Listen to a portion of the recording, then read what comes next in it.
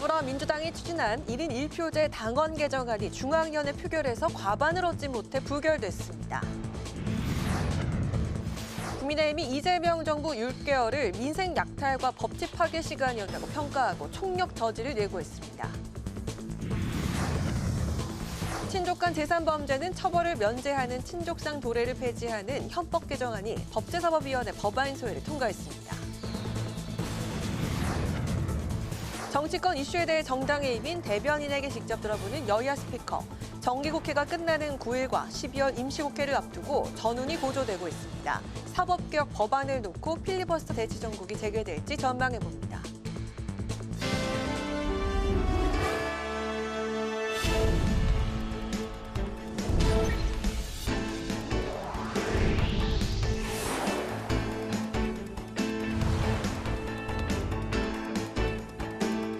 여러분 안녕하십니까? 12월 5일 금요일 국회 라이브 6 시작하겠습니다.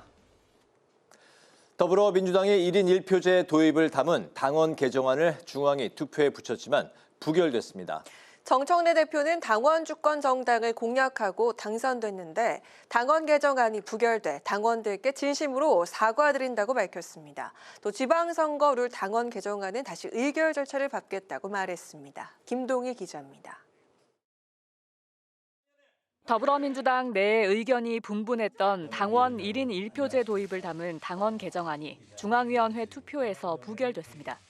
중앙위원 온오프라인 투표 결과 대의원과 권리당원의 표 반영 비율을 20대 1 이하에서 1대 1로 개정하는 안에 대해 안건 통과 기준인 재적중앙위원 과반 찬성표가 모이지 않은 겁니다.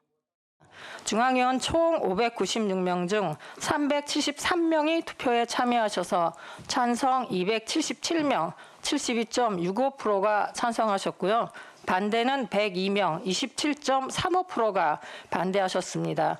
재적중앙위원회 과반 이상이 찬성하지 않으셨기에 의결안건 제2호 당원 개정의 건 2는 부결되었음을 선포합니다. 기초광역의원 비례대표 선출 시 권리당원에 후보 선출권을 주고 예비경선제를 도입하는 등의 당원 개정안도 부결됐습니다. 조승래 사무총장은 중앙위원들의 선택을 존중해야 한다면서도 당원 주권 강화를 위한 행진은 계속될 거라고 밝혔습니다.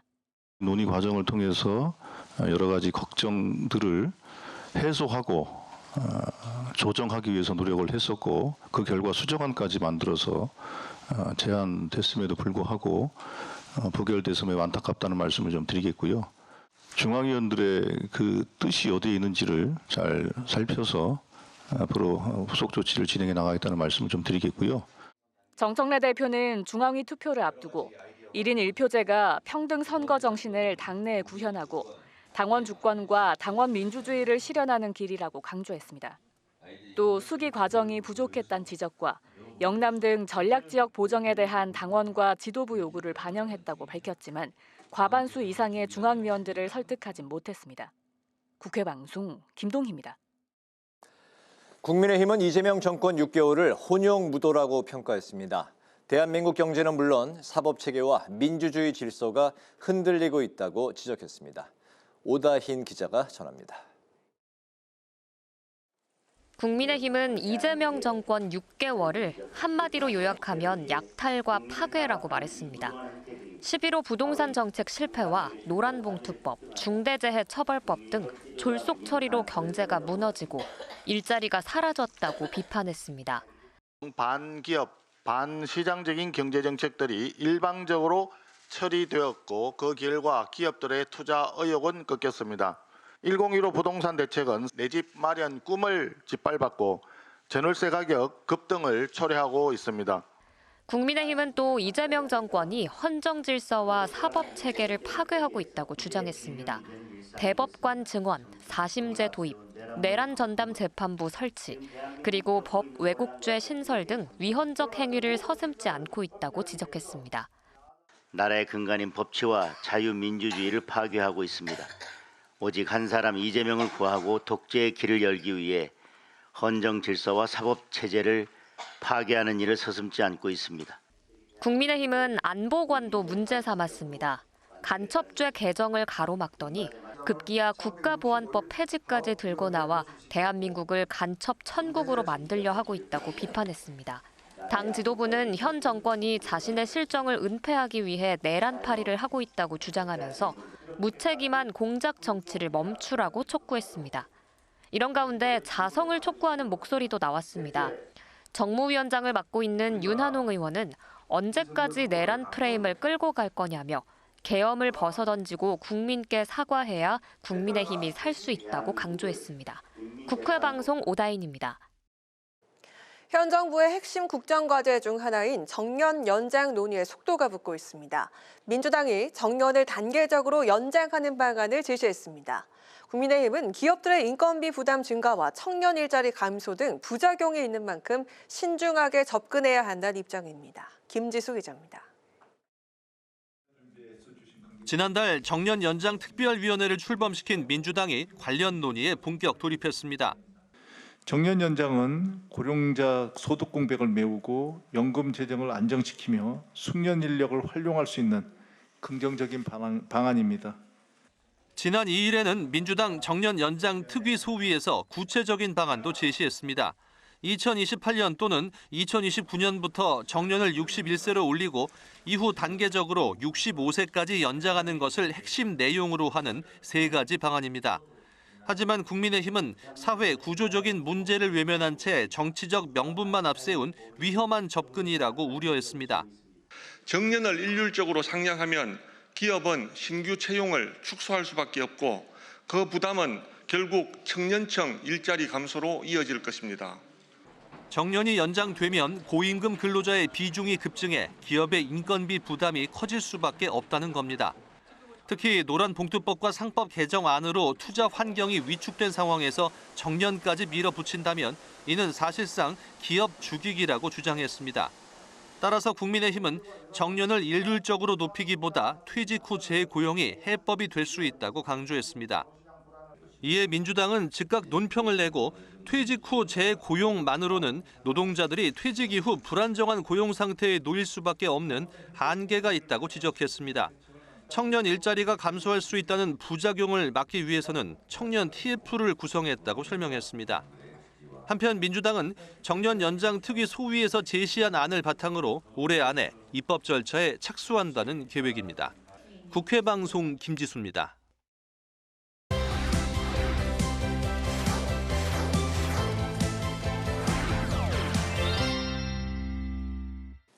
네, 한 주간의 정치 이슈를 살펴보는 주간 이슈픽 국회방송의 김희연 기자와 함께하겠습니다. 김 기자 어서 오십시오. 안녕하세요. 네, 첫 번째 이슈픽 살펴보겠습니다. 네, 예산안 법정 처리 이번 주에 있었죠? 네, 그렇습니다. 727조 원 규모의 내년도 예산안이 법정 처리 시한을 지킨 지난 2일 밤에 처리가 됐습니다. 네, 예산안 심사 과정에서 이제 진통이 있었기 때문에 법정 시한을 넘기지 않겠냐 예상을 했었는데 다행히 지켰어요? 네, 그렇습니다.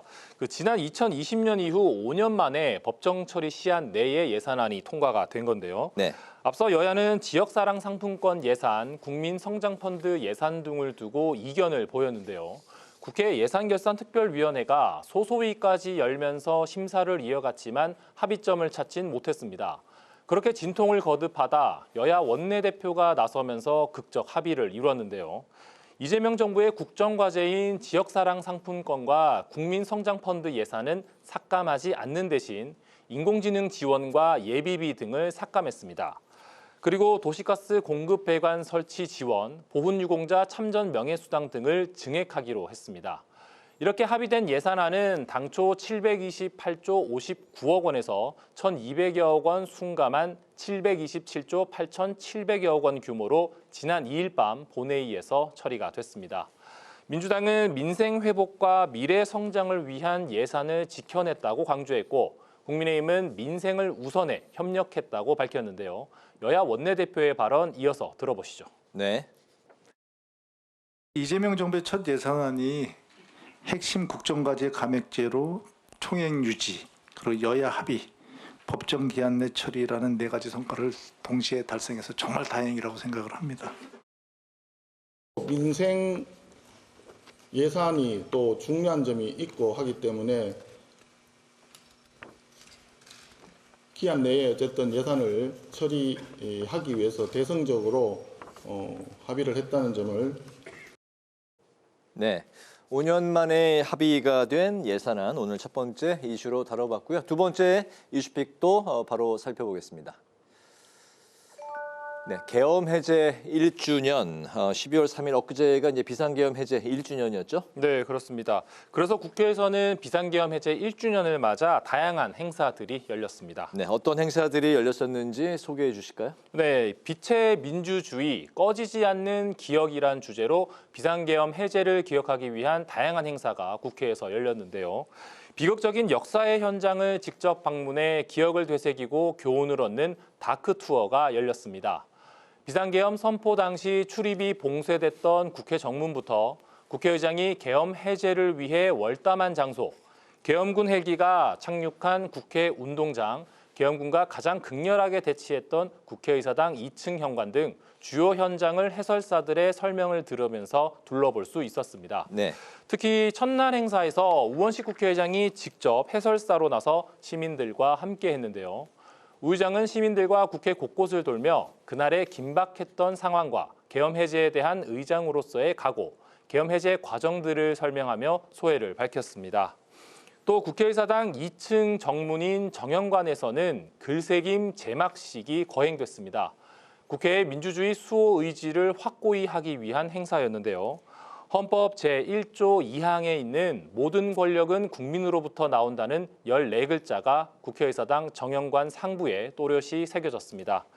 우 의장은 기념사를 통해 오늘의 글새김은 국회의 다짐을 국민께 보이고 국회의 존재 이유와 권한의 근원, 책임의 무게를 잊지 말자는 스스로의 약속이라고 강조했습니다.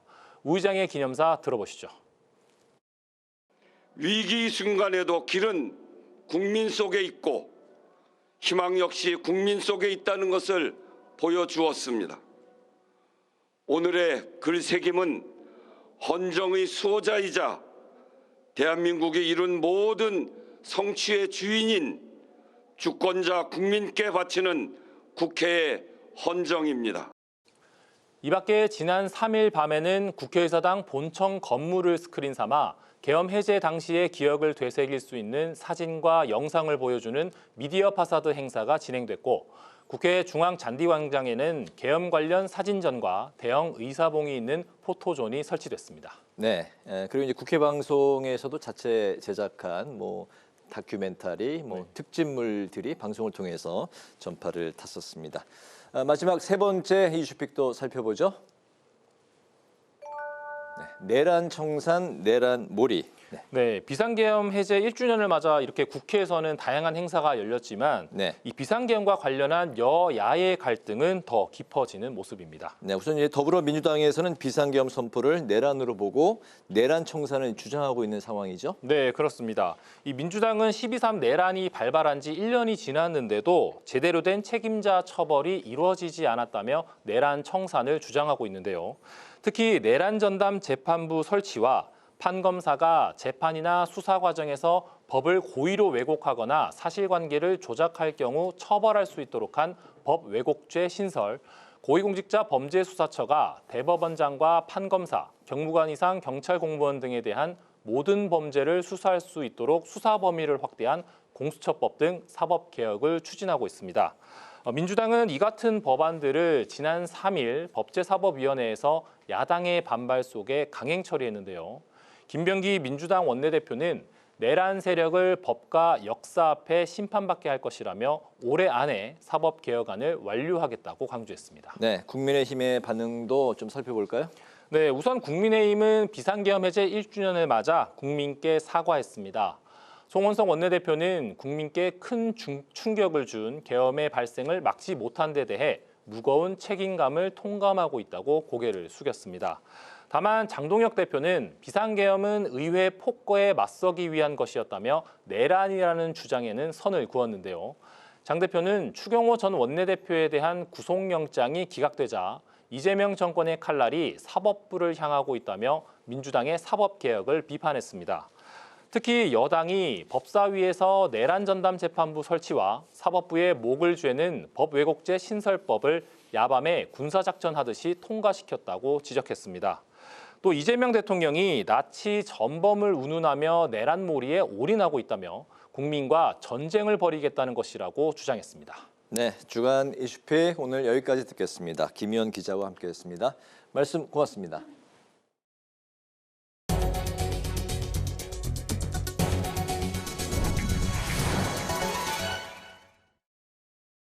국회 법제사법위원회가 법안 심사 소위를 열고 친족간 재산범죄는 처벌을 면제하는 이른바 친족상 도래 규정을 폐지하는 형법 개정안을 여야 합의로 통과시켰습니다.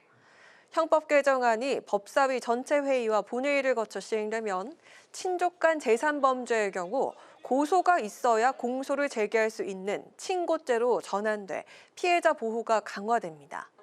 앞서 헌법재판소는 지난 6월 형법상 친족상 도래에 대해서 헌법 불합치 결정을 내리고 국회에 올해 안에 법을 개정할 것을 주문한 바 있습니다. 어젯밤 폭설로 인한 퇴근길 교통 대란과 관련해 더불어민주당이 오세훈 서울시장의 무능 행정이 드러났다고 비판했습니다. 민주당은 충분히 예견된 폭설이었던 만큼 서울시는 총력 대응을 통해 퇴근길 교통 대란을 예방했어야 했다며 이미 오세훈 시장의 제설 무능은 유명한 일화라고 논평했습니다. 특히 오 시장의 무능 행정과 무책임은 한강버스로 정점을 드러내고 있다면서 한강버스에 대한 집착 대신 기본적인 제설 작업부터 만전을 기하라고 촉구했습니다. 내년 6월 제9회 지방선거를 앞두고 국민의힘이 이달 안에 선출직 공직자 평가위원회를 구성해 당 소속 민선 8기 광역 기초단체장에 대한 평가를 우선 실시하겠다고 밝혔습니다. 또 내년 초엔 당 소속 국회의원 평가를 진행하고 민선 9기 이후부턴 광역 기초의원 평가까지 포함한 정기적 평가를 실시해 선출직 평가 제도가 성공적으로 자리 잡도록 하겠다고 밝혔습니다. 국민의힘은 어제 당원 당규 재개정을 통해 선출직 공직자를 매년 평가하는 위원회를 설치하고 내년 지방선거 공천부터 해당 평가 점수를 반영하기로 하는 등 공정하고 객관적인 기준을 제도화하기로 했습니다. 우원식 국회의장은 우리 사회의 가장 큰 민주적 자원은 시민이라며 시민의 의견에서 민주주의를 공고히 할 길을 찾아야 한다고 말했습니다. 우 의장은 지속가능한 민주주의, 함께 다시 쓰다 토론회에서 민주주의 위기를 반복하지 않기 위한 시민으로부터의 질문과 실천이 민주주의의 회복과 재도약으로 이어진다고 강조했습니다. 아울러 국회도 민주적 실천을 위한 토양을 만들기 위해 대화와 타협이 작동하는 개혁과 개헌 그리고 사회적 불평등 해소에 적극적으로 나서겠다고 밝혔습니다.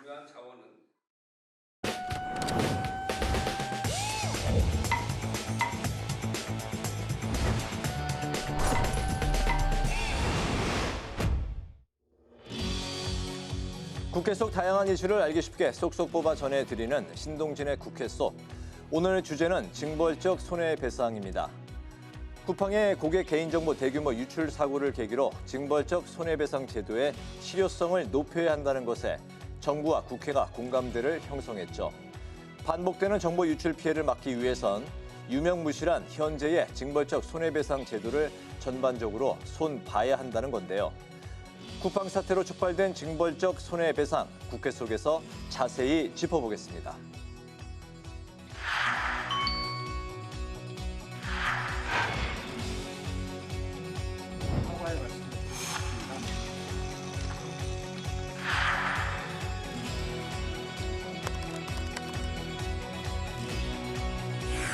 사과할 의향이 없는 겁니까, 그럼? 김범석 의장은? 제가 지금 현재 이 사건에 대해서 전체 책임을 지고 있고 매출 규모 40조입니다. 롯데마트, 이마트, 신세계 다 합쳐도 37조예요. 김범석 의장한테 보고하셨죠? 뭐라 하시던가요? 지금 현재 제가 현재 사태 수습에 최선을 다하고 제가 책임 요구할 수 있도록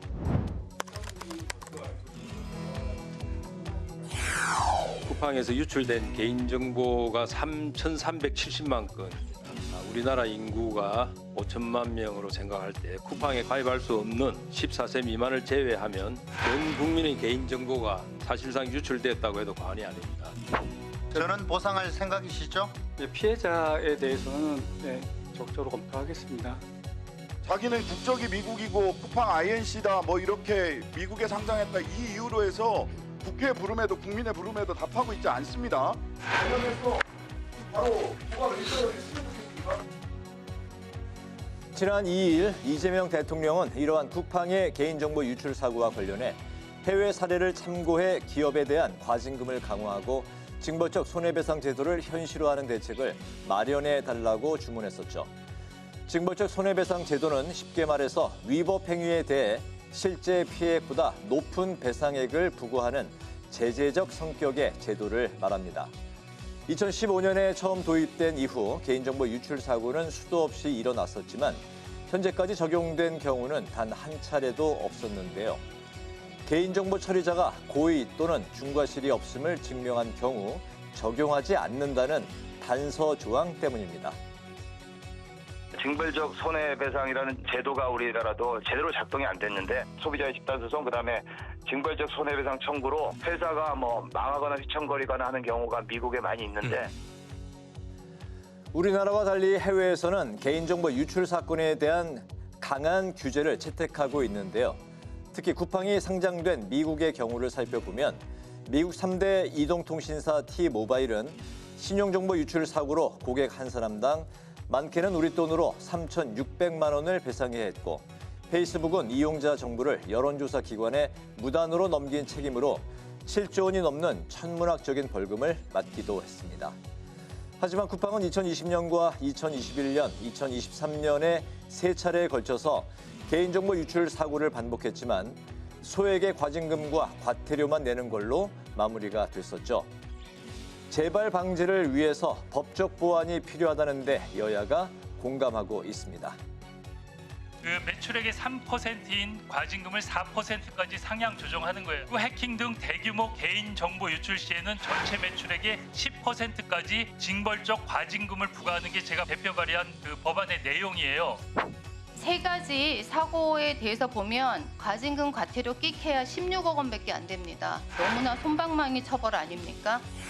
국회 정무위원회는 이번 사태를 계기로 개인정보보호제도 전반을 재검토하겠습니다. 대규모 유출 기업에 대한 강력한 제재와 징벌적 손해배상 확대, 보안 의무 강화를 비롯한 관련 입법을 신속히 추진할 것입니다.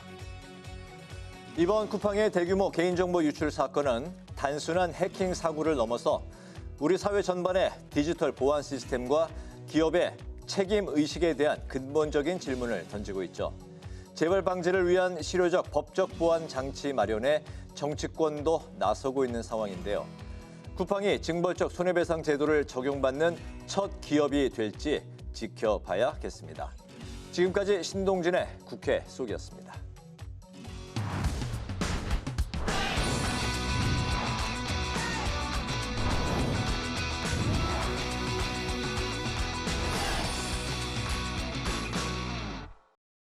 네, 정치권의 가장 뜨거운 이슈에 대한 입장을 대변인에게 직접 들어봅니다. 여야 스피커 오늘 이준우 국민의힘 대변인과 먼저 인사하도록 하겠습니다. 반갑습니다. 네, 맞습니다. 네, 자 인사청탁 논란이 불거졌습니다. 이 논란으로 김남국 비서관이 사직서를 제출했고 바로 수리가 됐고요.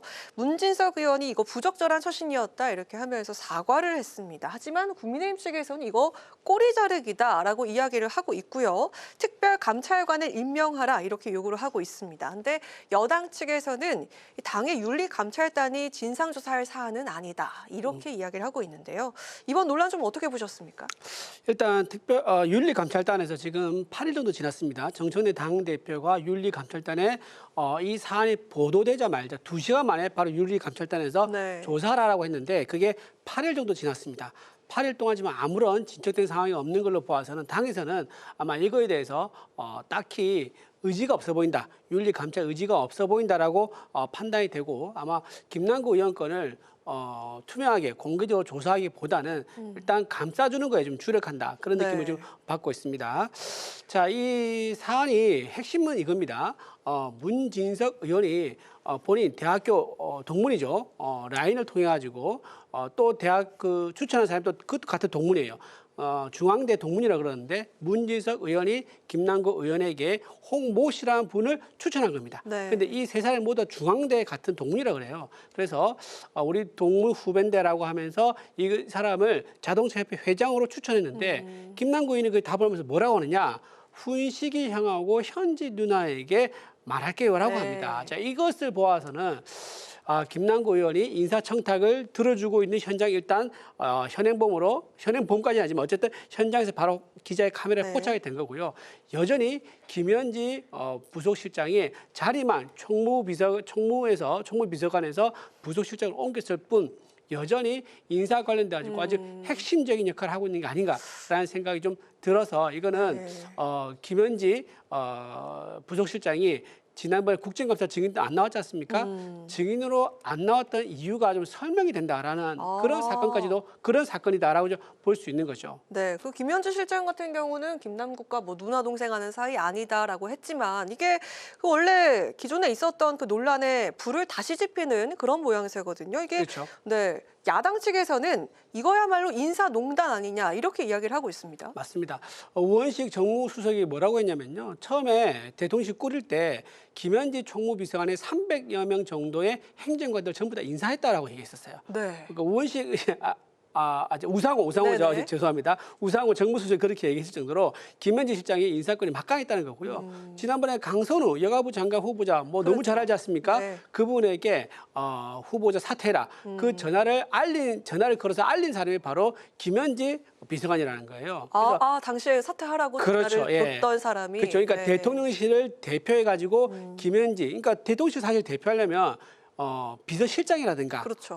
뭐 이런 분들이 전화를 하는 게 맞을 건데 한창 격에 맞지 않는 김현지 비서실장이 장관 후보자에게 연락을 해가지고 후보자 내려놔라라고 통보하듯이 얘기한 것은 김현지 실장이 대통령실에서 사실상 V0 역할을 하고 있는 거 아니냐라는 그런 의심이 들기 때문에 우리가 그때 국정감사에서 김현지를 불러가지고 도대체 어떤 역할을 하고 있는 거냐라고 이제 따지려고 했었는데 그게 민주당의 이제 카바로 불발했었죠. 그래서 지금 이 사안이 벌어지고 있는 걸로 봐서는 김현지 비서실장을 결국 보호하기 위해서, 즉 김남국 이제 비서관에 의해서 불똥이 김현지를 튀는 것을 막기 위해서 김남국을 사퇴시킴으로써 꼬리 자르기 해가지고. 그래서 꼬리 자르기다. 그렇죠. 그래서 불꽃이 김현지에게 번지지 않도록 하기 위해서. 그래서 김남국이 제가 보기에는 상당히 억울한 심정으로 자리에서 내려왔을 것이다. 저는 그렇게 보입니다. 네, 아무래도 지금 뭐 김현지 실장 실세설이 다시 돌고 있는데 이 논란을 좀 피하기는 어렵지 않을까라는 그런 생각이 들고요.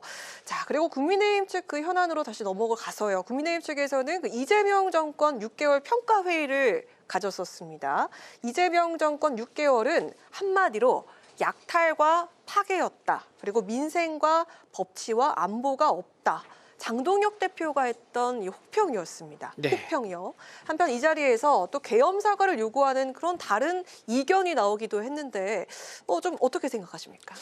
지금 이재명 정권이 출범한 지 한 6개월 정도 지났습니다. 그런데 많은 국민들이 이게 6년처럼 느껴진다는 라고 얘기하시는 분들이 많아요. 그만큼 이 정부가 많은 일을 벌려가지고 피로감이 있다라는 얘기일 수 있는 거고 도대체 무슨 일이 벌어지고 있을지 자세히 모르지만 뭔가 많은 일이 일어났다. 대략 이런 느낌을 좀 받고 계신 것 같습니다. 특히 이제 이재명 대통령 관련해서는 본인 관련된 재판과 본인의 재판 요 두 가지에 많은 이제 국정 운영에 중심을 두어서 그것을 막기 위해서 예를 들면 법 왜곡죄라든가 대법관 직원이라든가 또는 사심죄라든가 이런 것을 자꾸 추진하니까 이재명 대통령이 민생과 경제를 돌보지 않고 본인 재판을 미루거나 뭉개는 이런 거에만 자꾸 신경 쓰니까 경제가 잘 될 리가 있느냐. 그러면서 실제로 지금 고물가, 고환율 시대에 살고 있으면서 부동산 값도 굉장히 오르고 있습니다. 고금리도 있고요. 자, 이렇게 경제와 민생이 많이 어려운 상황인데 여전히 대통령은 본인 관련된 재판 그리고 본인 재판 그리고 또 하나 국민의힘을 내란몰이 해가지고 내년 지방선거에 몰두하고 있는 모습 보여주고 있어서 굉장히 국민의힘 입장에서는 좀 실망스러운 모습이다 이렇게 말씀드립니다. 네, 이준우 국민의힘 대변인과 이야기를 나눠보고 있습니다. 오늘 이 여야 스피커 이 자리엔요, 김지호 더불어민주당 대변인도 함께하고 계시네요. 네, 저희가 첫 번째 주제로서 이야기를 나눠봤던 게 그 인사청탁 논란이었습니다. 아무래도 그 김남국 비서관이 사직을 하고 문진석 의원이 사과를 했었죠. 근데 지금 국민의힘 측에서는 이게 꼬리 자르기다. 그리고 김현지 실장 이 논란 실세 아니냐. 이렇게 이야기를 하면서 다시 좀 논란이 재점화되고 있는 그런 상황인데 꼬리 자르기 쉽지 않을 것이다. 이렇게 이야기를 하더라고요. 이 부분 관련해서는 문자 내용이나 이런 것들이 사실은 이재명 정부의 국정 철학과는 맞지 않기 때문에 정당인의 한 사람으로서 송구하고 죄송한 마음을 가지고 있습니다. 다만 대통령실에 근무하다 보면 각계각층의 민원과 청탁이 쏟아지고 그러면 그것을 잘 응대하는 것도 비서관의 업무인데 아무래도 김남국 비서관이 전직 의원으로 활동을 했지만 보좌 직원으로 활동한 지는 5개월이 채 안 되기 때문에 그러한 청탁에 대해서 어떻게 처리해야 될지 매뉴얼을 잘 몰랐던 것 같고 이 부분 관련해서는 어떤 영향력을 행사하기보다는 뭐 그럴 수도 있지만 제가 봤을 때는 본인의 직속 상가인 강훈식 비서실장과 이런 민원 처리와 경험이 많은 김현지 부속실장에 좀 문의를 하고 어떻게 대응할지를 물어본 거라고 생각합니다.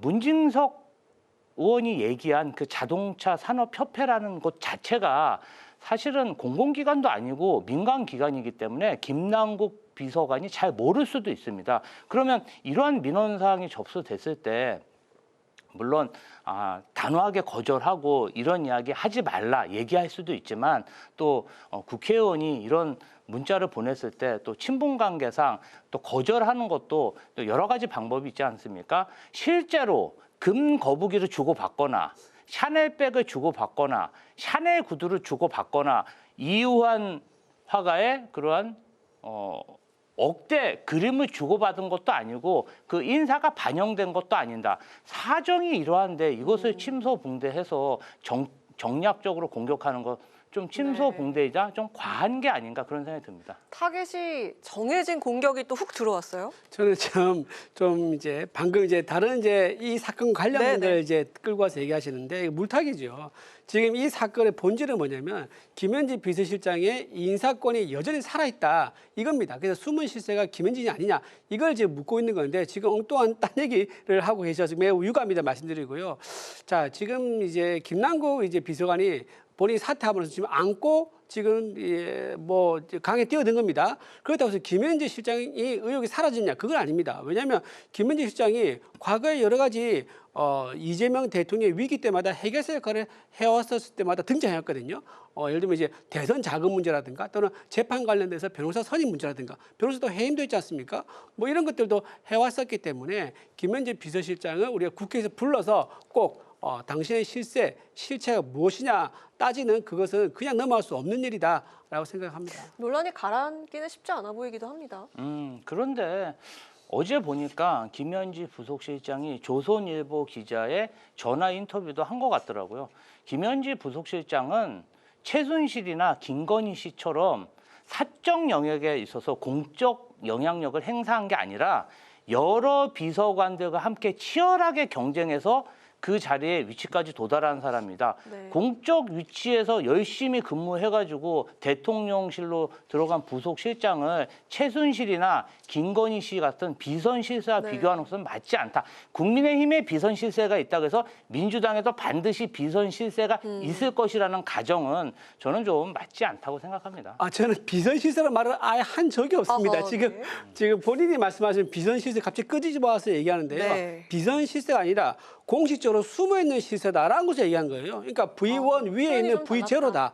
그 얘기를 하고 있는데 갑자기 비선 실세가 왜 나오는지 모르겠습니다. 공직자로 임명돼가지고 1급 비서관으로 활동하고 있는데 뭐가 숨어있고 뭐가 실세입니까? 아니 뭐가 숨어있어요. 공직자 보면 공직자 기록 카드가 있고 임용이 된 사람인데 그러한 정치적 공격은 이분이 여성이기 때문에 고위공직자 중에 아무래도 여성 공무원이 희귀하고 그 전에 있던 비선 실세의 이미지를 김현지 실장에게 좀 더 씌우는 게 아닌가 그런 의혹이 듭니다.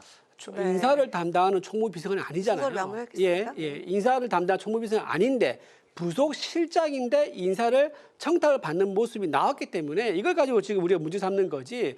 무슨 갑자기 고난에 뭐 사적인 걸 했다거나 이제 이런 얘기하는 게 아니다라는 걸 다시 한번 말씀을 드려요. 여기까지만 듣겠습니다. 팩트가 틀린 말씀을 하셔서 김현지 부속실장은 청탁을 받은 적이 없습니다. 보신 적도 없잖아요.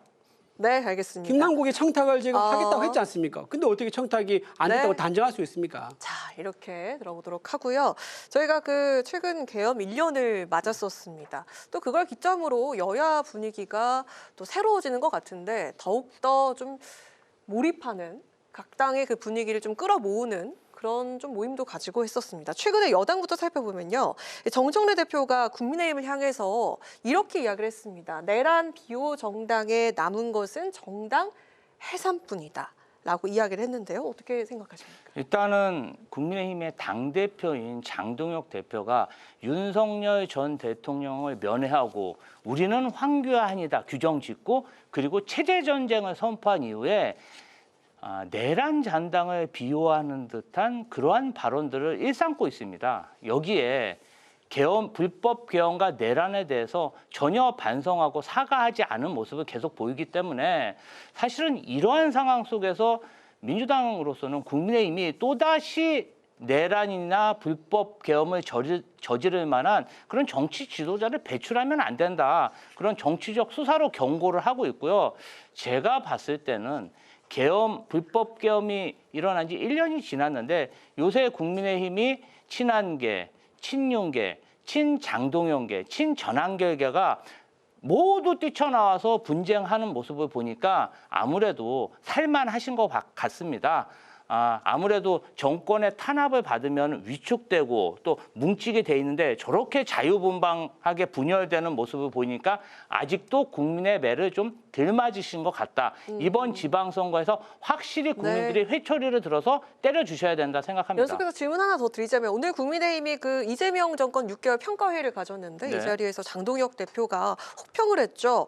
한마디로 6개월 동안 약탈과 파괴이자 민생과 법치와 안보가 실종됐다. 이렇게 이야기를 했습니다. 근데 이 자리에서 또 계엄 사과를 요구하는 목소리도 있었어요. 어떻게 보셨습니까? 12.3 계엄으로 경제와 민생이 바닥까지 떨어지고 마이너스 0.2%의 경제 성장률을 기록했는데 불과 5개월 만에 1% 넘는 경제 성장률을 기록했고 관세 협상, 에이펙, 그다음에 대외 안보, 그리고 핵 추진 잠수함까지 윤석열 정부가 망쳐놓은 민생과 안보를 다 챙기고 있는데 이런 어불성설이 또 어딨나 싶고요. 아무래도 장동혁 대표가 주변에 친한계, 친윤계 뭐 이러한 세력들과 권력 투쟁을 하다 보니까 그 총구를 이재명 정부에 이렇게 쏘고 있는 것 같습니다. 저는 이런 말씀 드리고 싶어요. 정말 이재명 정권이 국민의힘을 탄압한다고 생각한다면 국민들이 국민의힘에게 힘을 실어주고 똘똘 뭉칠 겁니다. 그런데 지지율이 굉장히 낮지 않습니까? 거기에 최근에 나경원 의원이 패스트트랙 사건 관련해서 항소 포기를 검찰이 했습니다. 이래도 민주당 정부가 국민의힘을 탄압한다고 할 수 있을까요? 국민의힘만 그렇게 생각할 뿐이지 국민들은 그렇게 생각하지 않다고 저는 확신합니다. 네, 그리고 앞서 아까 또 이야기 나눠봤었던 그 주제 다시 질문 드리도록 하겠습니다. 이준우 대변인께 질문 드리겠습니다. 정청래 대표가 내란 비호 정당에게 남은 것은 정당 해산뿐이다. 이 발언 어떻게 보셨습니까? 전형적인 선거용 구호죠. 내년 지방선거에서 이제 민주당이 승리하기 위해서는요, 상대 정당을 깎아내리는 그런 네거티브 전략이 굉장히 유효하게 먹힐 수가 있는데 지금 현재 각종 여론조사에서 당 지지를 보면은 물론 이제 개입이 좀 많이 나는 지지율도 있습니다만 개입이 오차범위 내로 붙어 있는 그런 박빙의 어떤 지지율도 나오는 여론조사가 지금 많이 나오고 있습니다. 지금 민주당에서는 좀 애가 탈 겁니다. 이렇게 공격을 하고 3특검이라는 전무후무한 집권 여당이 주도하는 특검까지 만들었음에도 불구하고 여론조사에서 확 벌어진 게 똑같이 나오지 않고 어떤 데서는 굉장히 박빙으로 붙어 있는 게 나오니까 불안한 거예요. 그러다 보니까는 내란 프레임을 내년 지방선까지 끌고 가기 위해서 이렇게 내란을 얘기하고 있는 거고, 아마 제가 보기에는 이재명 정권은요 5년 임기 내내 내란만 외치다가 아마 임기를 끝내려고 하는 게 아닌가 싶은 생각이 좀 들어서 굉장히 우려된다 말씀을 드리고요. 현재 우리나라 민생과 경제 방금 말씀하셨는데요. 지금 역대 윤석열 정부와 비교를 하면요, 지금 굉장히 안 좋은 상황인 건 명확합니다. 환율도 지금 지난번에 비상경을 선포했을 때보다 더 올라서 안 좋습니다. 그리고 지금 기업들이 희망퇴직을 받을 정도로, 대대적으로 희망퇴직을 받을 정도로 기업들이 사정이 안 좋아요. 그리고 코스피도 지금 5천 얘기했지만 지금 3,900에서 왔다 갔다 하는 상태가 지금 몇 개월째 이어지고 있지 않습니까?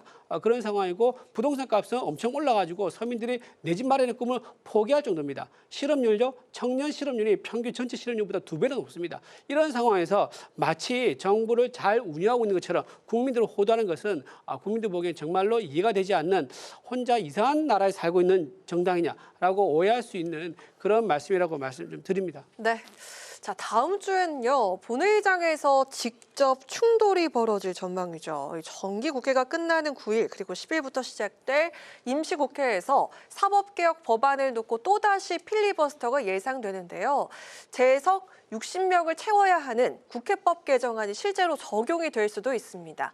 연말 정국 어떤 계획과 대응을 각각 준비하고 계신지 들어보도록 하겠습니다. 김조 대변인. 저희로서는 지금 조희대 사법부에서 지기현 내란 재판부가 재판을 하고 있는데 이 부분과 관련해 가지고 그 김용현 피고인의 그 변호인들의 그 일탈 행위들, 그리고 윤석열 전 대통령의 그러한 그 궤변에 가까운 그러한 태도들을 보면서 많은 국민들이 제대로 재판을 하고 있나, 정말 재판 공개가 안 됐으면 이렇게 가족 오락관처럼 내란 잔당들이 반성하지 못하고 궤변을 들어놓고 제대로 단죄되지 않은 모습에 대해서 많은 국민들이 우려를 하고 있습니다. 그러면 1심은 그렇다 쳐도 2심부터는 뭔가 제대로 소송 지휘를 하면서 재판이 잘 끝나야 될 텐데 이 부분 관련해서 국민들의 여망이 너무 높기 때문에 저희는 내란 전담 재판부를 이번에 공론화해서 꼭 통과시킬 계획이고요. 필리버스터 관련해서도 그렇습니다.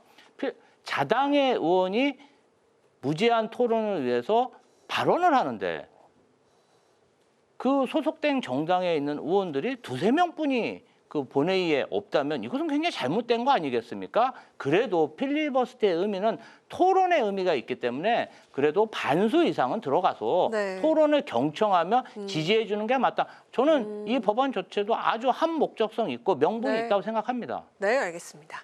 네. 방금 이제 여러 말씀 중에서 계속 이제 반복하시는 게 내란 정당, 내란 얘기하시는데 내란 확정되지 않은 내란을 가지고 내란이 마치 이미 대법원 판결 나온 것처럼 말씀하시는 거 매우 유감이고요. 호수에 비친 달을 쫓고 있는 모습을 보이는 것 같아서 매우 안타깝다 말씀을 좀 드립니다. 그리고 지금 정청래 당대표 입장은 매우 쫓기는 입장입니다. 연말 정국을 저는 어떻게 예상하냐면 정청래 당대표는 지금 1인 1표제가 지금 중앙위원회에서 부결됐단 말이에요. 그러면 내년에 지방선거에 승리를 하고 적어도 이제 비슷하게 좀 무승부를 하든지 아니면 약간 앞서든지 승리를 하든지 이렇게 해가지고 본인은 이제 당 대표에 나가서 연임을 하려고 하는 그 생각을 하고 있는데 그게 큰 차질을 빚게 됐기 때문에 정청래 당 대표 입장에서는요, 강성 지지층의 어떤 그 도파민이라고 그러나요? 그런 이제 결집을 계속 유지시키기 위한 그런 강경한 정책을 쓸 수밖에 없을 거예요. 그게 바로 내란 재판부가 될 거다라고 말씀드리고, 내란 재판부는요 결국은 뭐냐, 내란이 무죄 나올 걸 대비해서 내란을 자판기 버튼처럼 누르면 유죄가 나오는 그런 따로 재판부를 만들어서 결국은 본인들이 원하는, 민주당이 원하는 결론에는 재판부를 반드시 만들겠다. 그리고 또 하나 법 왜곡죄라는 것도 만들고 있더라고요. 이것도 사실 말이 안 되죠. 이건 어디서 가져온 거냐? 북한에서 가져온 거라 저는 추정이 됩니다. 북한에 가면요, 부정 판결죄라는 게 있습니다. 부당 판결죄라는 게 있습니다. 부당 판결죄가 뭐냐면은 판결을 했는데 그 판결이 이제 공산당 당의 마음에 들지 않는다는 거예요. 그러면 그 판사를 어떻게 하냐? 노동교화형 최대 5년까지 취할 수 있습니다. 그래서 그렇게 해서 당이 어떻게 사법부를 장악한지를 본 거예요. 그래서 그거를 참고해가지고 우리 대한민국 정부에도 북한 방식의 그런 사법부를 상투를 잡는 그런 제도를 도입하려는 게 아닌가 싶어가지고 매우 우려된다. 헌법에 보장하고 있는 삼권 분립과 네. 법치주의의 독립을 완전히 훼손하는 입법이다 말씀드립니다. 한꺼번에 공격이 많이 몰려왔습니다. 1일 1표자가 부결된 그 소식과 함께 또 그 사법개혁에 관해서 이야기를 또 꺼내주셨는데요. 관련을 들어봐야 되겠죠. 사실은 이제 최고위 당무위를 통과한 안건에 대해서 중앙위원회에서 이렇게 부결시킨 것은 굉장히 민주당으로서는 이례적인 일입니다. 이 부분 관련해서는 아무래도 다음번 전당대회가 7, 8개월 앞으로 다가왔고 네. 조금 8월 달이죠. 내년 그렇죠. 8월. 현 당대표가 또 유력한 출마 후보자이기 때문에 네. 현 당대표가 유리한 룰 개정과 관련해서 민주당에 있는 지도자들이 조금 이 부분은 좀 오해 살 수도 있으니 천천히 갔으면 좋겠다. 그러나 그럼에도 불구하고 국민의힘도 대의원과 책임 당원의 표의 등가성이 1대1입니다. 그런데 민주당만 지금 16대1이라는 이러한 이 표의 등가성의 어떤 좀 다른 부분은 네네. 저희가 계속해서 개선해야 될 문제고 이 당원들의 어떤 염원 같은 겁니다. 지금은 안 됐지만 또 시간이 지나면 저희는 계속 이 부분을 추진할 예정이고요. 뭐 법 왜곡죄 관련 얘기하셨는데 저는 국민의힘이 아주 좋아할 법안이라고 생각합니다. 왜 그러냐면 지금 야당 되셨잖아요. 네. 워낙 이재명 정부가 민주적으로 수사기관을 어떤 지침을 주고 운영하다 보니까 야당으로서 검찰이나 수사기관에 수사받을 그런 공포가 없으니까 저런 말씀을 하시는 것이에요. 저희는 야당 시절에 그 무도한 윤석열 정권 검찰에 너무 많은 압수수색을 당하고 그냥 사람을 굴비 엮듯이 줄줄 매가지고 정말 어떤 사람의 인생을 파탄나는 지경의 조작 수사까지 경험했기 때문에 이러한 법을 왜곡한 범죄를 단죄하자. 정부 여당이 돼서 야당을 보호하려는 이런 법안을 만들었으면 이 부분 관련해서는 박수를 쳐주셔야 된다 이렇게 생각합니다. 네. 법 왜곡죄를 가지고 야당을 보호하는 법이라고 말한 것은 정말 궤변이죠. 집권당이 가지고 있는 권한이 얼마나 큽니까? 이제 인사도 있고요, 예산도 다 있는데 야당은 아무것도 없잖아요. 그렇기 때문에 야당이라는 것이 아주 소수 정당이 돼버리면은 여러 가지 면에서 굉장히 어려운 상황에 처하게 됩니다. 그리고 방금 말씀하셨을 때 윤석열 정부 때 모든 것을 뭐 강압적으로 수사를 싹 당한 것을 얘기하는데 그러면 이재명 대통령이 어떻게 탄생할 수 있었겠습니까? 법에 따라서 수사를 했었고 그리고 그것을 어긴 사람이 누굽니까? 이재명 이제 당시 야당 대표 아닙니까? 수사에 협조하지 않았고요. 재판에도 나가지 않았습니다. 과태료를 무려 2번이나 받았음에도 5번 다 불렀는데 한 번도 안 나갔습니다. 자, 그런 식으로 버텨가지고 시간 끌어가지고 결국은 대통령까지 됐단 말이에요. 본인이 법을 잘 알고 있음에도 불구하고 법을 잘 요리조리 피해난 법비라고 그러죠. 이제 그런 역할을 하셨던 분인데 그런 분을 대통령으로 만든 정당에서 할 얘기는 아닌 것 같다 말씀드립니다. 네. 자, 이런 가운데 내년 지방선거가요. 오늘부터 딱 180일이 남았습니다. 근데 정말 그 우연의 일치인지 올해 대선이 6월 3일, 내년 지방선거도 6월 3일이거든요. 이재명 정부 1년 만에 이렇게 뭔가 결판이 나는 그런 건데요. 여야가 바뀐 이 정치 지형 속에서 치러지는 선거가 되겠습니다. 각 당의 목표와 선거 전략, 각오를 좀 들어보도록 하겠습니다. 김지호 대변인. 저희로서는 26년 6월 3일 지방선거가 이재명 정부의 초기 중간 평가적 성격을 가지고 있기 때문에 승리하지 못하면은 정말 국정 운영의 동력을 잃어버릴 수가 있습니다. 당과 모든 구성원들이 이번 지방선거 승리를 위해서 매진하고 있습니다. 그럼에도 불구하고 총선에서 민주당이 압도적인 의석을 차지했고 네. 또 대선에 이겨서 이재명 정부, 민주정부까지 탄생했기 때문에 아무래도 유권자 입장에서는 견제 심리가 많을 것으로 생각하고요. 이런 것 관련해서는 저희는 인물과 정책 그리고 민생으로 뭔가 국민의힘과 차별되는 모습을 보여주면서 체제 전쟁이 아닌 민생 전쟁, 경제 전쟁, 안보 전쟁으로 국민의힘을 압도해서 정말 국민들에게 선택받는 그러한 정당이 되려고 지금 노력 중에 있습니다. 그렇군요. 자, 어떻습니까? 이재명 대통령의 이제 어떤 특별한 지휘 과정 광일련이 있을 것 같아요. 특별하보다 특수한이 맞겠죠. 왜냐하면 이 우리나라 이제 헌정사상 처음으로 피고인이자 동시에 대통령이라는 그런 특수한 신분이거든요. 이제 그런 신분이 있다 보니까 대통령이 하는 모든 국정이 본인 관련된 재판에 많이 이제 방점이 가 있어요. 아까 뭐 여러 가지 법 얘기됐지만 그런 것도 있는 거고요. 어쨌든 그런 식으로 본인 관련된 재판을 뭉개거나 본인 관련된 혐의를 무죄로 만들기 위한 그런 입법을 많이 하다 보니까 의회 폭거가 이루어지고 이재명 정권의 독주가 이루어질 수밖에 없는 거죠. 당연히 지금 국민들 심리 속에서는 야 이거 너무한데 좀 브레이크를 걸어줘야겠는데 라는 생각을 아마 하실 것 같아요. 그래서 그런 국민의 어떤 반사이익을 우리가 기대는 것보다는 우리가 새로운 보수와 새로운 희망 이런 것들을 국민들에게 보여줘가지고 당당하게 이길 수 있는 그런 지방선거 될 수 있도록 최선을 다하겠다 말씀드립니다. 네, 좋습니다. 기대해 보도록 하겠습니다. 자, 오늘 여야 스피커는 여기서 마무리하도록 하겠습니다. 지금까지 김지호 더불어민주당 대변인, 이준우 국민의힘 대변인 두 분과 함께했습니다. 고맙습니다. 오늘 국회 라이브 스키스 여기까지입니다. 시청해주신 여러분 고맙습니다. 편안한 주말 보내십시오.